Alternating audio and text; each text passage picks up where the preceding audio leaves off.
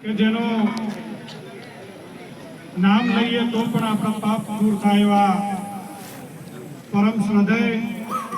ગાંધ સ્મરણીય ડુંગરપુરીજી મહારાજની જય ઘોષ બોલાવીશ તો આપ બધા એમાં શુભ પુરાવજો. બોલો ડુંગરપુરી મહારાજ. અમીરગઢ ઇકબાલગઢની ભૂમિ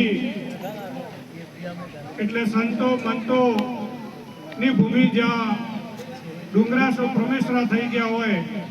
જેમની જીવત સમાધિ હોય એવી પવિત્ર ભૂમિમાં આપણા સૌની વચ્ચે ઉપસ્થિત એવા બનાસકાંઠા જિલ્લાના લોક લાડીલા સાંસદ આદરણીય જ્ઞાનીબેન ઠાકોર, આપણા દોતાના આદરણીય ધારાસભ્ય કાંતિભાઈ ખરાડી, એવા જ અમારી સાથે સતત આ લોકસભામાં ગામડું ગામડું બેન માટે ગૂંજ્યું છે એવા ઠાકરસિંહભાઈ, આદરણીય બેન શ્રી લક્ષ્મીબેન, આદરણીય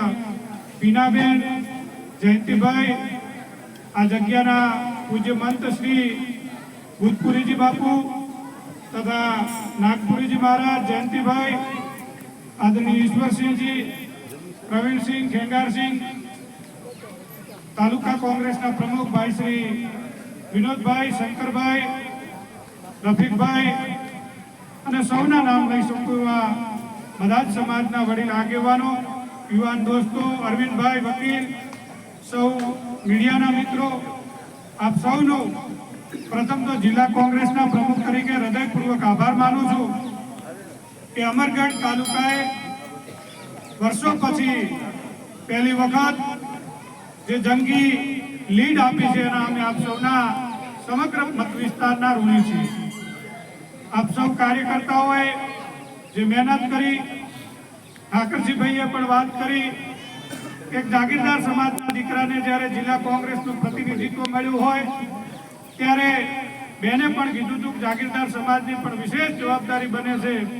અને અમીરગઢ તાલુકાની અંદર 18 આલમની સાથે જાગીરદાર સમાજે પણ પોતાનું